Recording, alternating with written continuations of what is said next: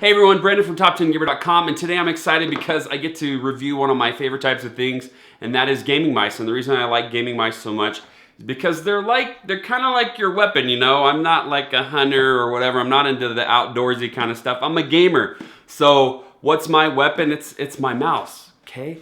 And with the Battlefield 1 video coming out and everything, I'm looking into different weapons. So Mionix reached out to me. We got to review that huge mouse mat thing. If you didn't take a look at that, go see that. I really love the thing. It's still on my desk. I'll show you in a minute. But today we have two more products from Mionix, and I'm actually going to show you a third that I reviewed previously, and that's the Mionix Castor. If you haven't seen that video, I'll put a link right here so that you can go check it out. But we'll also talk a bit about that and why that is now my daily driver. But today we have the Mionix Naos 7000 and the Avior 7000. Now the cool thing about this is I'm actually going to be giving away one of these in an upcoming video when I redo my list of the best gaming mice of 2016. So that's a much anticipated video, and maybe I'll even give away both, not sure.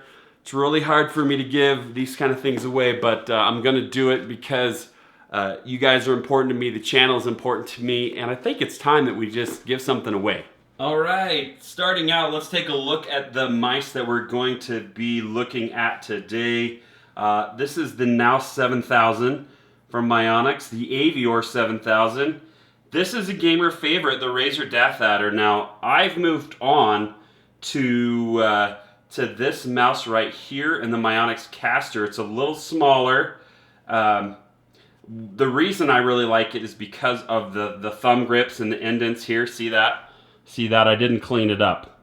I was going to clean it up for this video, but I thought, you know what? That's love right there. See, you don't want to take love out of the equation, right? That's like your mom's cooking. That's why it's so good. Look, see? All right, that's proof that that mouse is now my daily driver. But I just want to go over, the only reason I really have the DeathAdder here is just so you guys can see, you can do a size comparison, because I think most of you have at least used or know someone that has the DeathAdder. It's just an extremely popular mouse. So that's why I put it up here. Again, no longer my daily driver, certainly one I would use, but I just like the Castor a little bit better. So this is just a basic over-the-top overview of these, and now we'll get a little bit more in detail. Okay, here's a really, really cool view. It's the four mice here from the top down, starting with the Naos here, the Avior, the Castor, and the DeathAdder.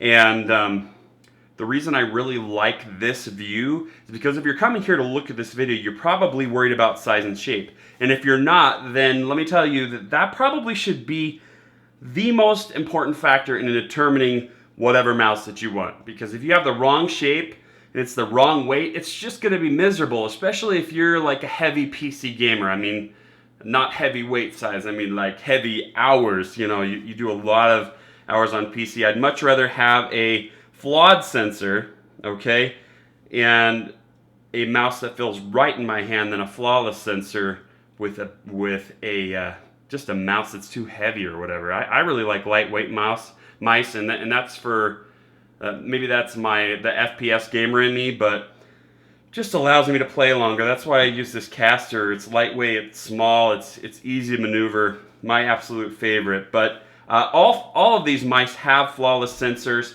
The three Castor mice have the same sensor, even though they're listed differently in the Avago ADNS 3310. This one is listed as the Pixart PMW 3310. Avago exited the sensor market and gave Pixart all of its rights to the usage of its older sensors. So that's why you get the same sensor with a different brand name on there. So same quality, you don't have to worry about that, but different name. All right, first up we have the Naos 7000. This is a wider gaming mouse. This mouse is actually wider than I like to use, but I know a lot of people who like these little thumb rests. I actually don't mind the thumb rest. The actual thing that draws me off of the Naos is the finger rests over here. But you could basically do any grip with this kind of mouse. It's not super heavy.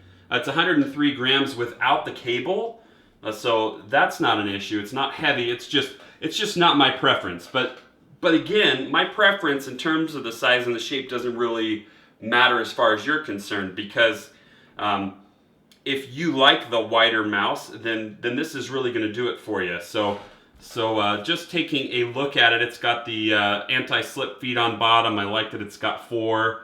Pretty cool overall. And you've got your 2 side buttons here.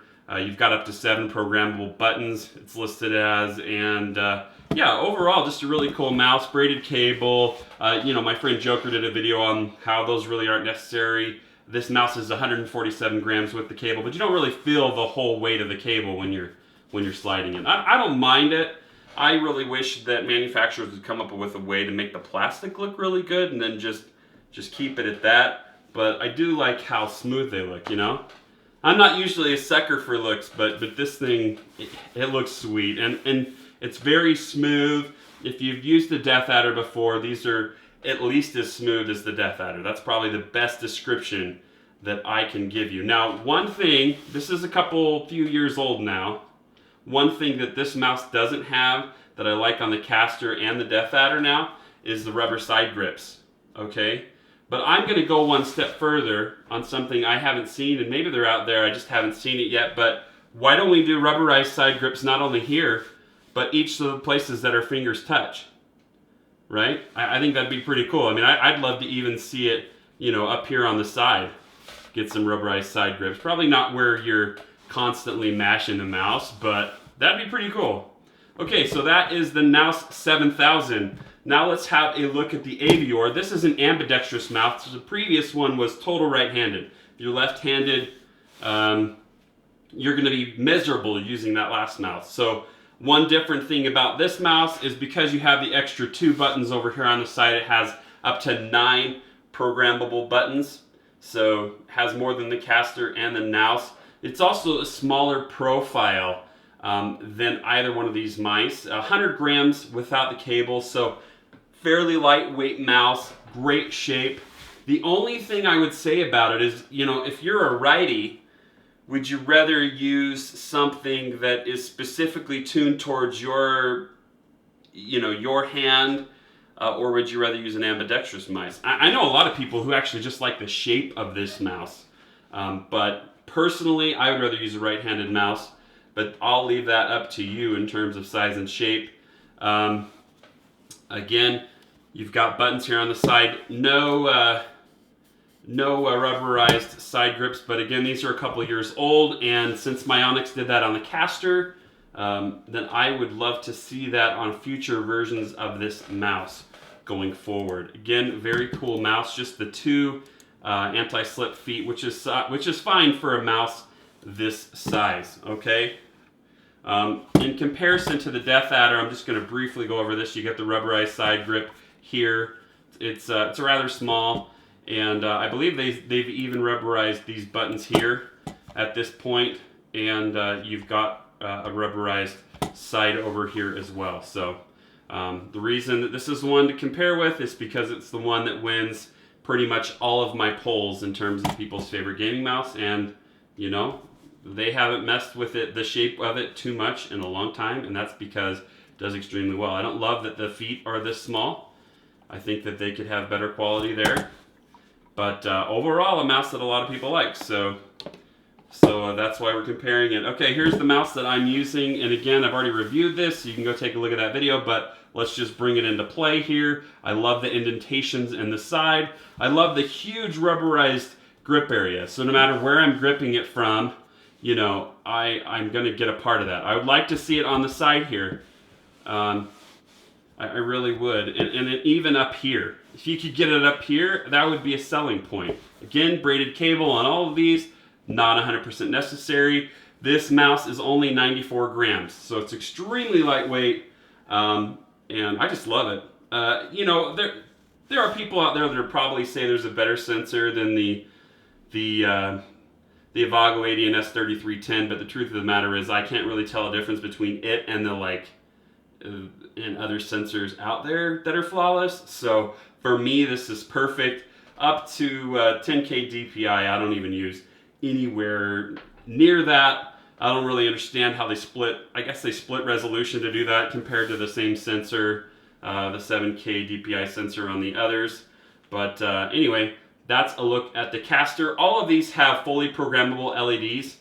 The DeathAdder does in the Chroma version, not the one that I have, the 2013. But these all have fully programmable LEDs. They have the Castor models have up to 5 profiles you can switch between as well.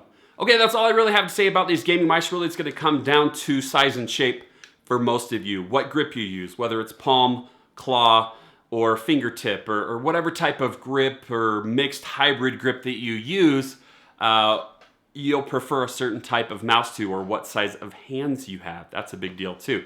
So they're all from $50 to $65. I'd highly recommend any of them. You can ask me anything about them in the comment section below, and I am going to be giving away one of these. If you want a chance at winning one, you need to go follow me at Top 10 Gamer on Twitter. Okay, so we also have a community at Facebook, facebook.com/Top10Gamer. Also have a website with a write-up right here that you can go check out more details. You can see that table that I listed in the video, as well as other information about these game mice.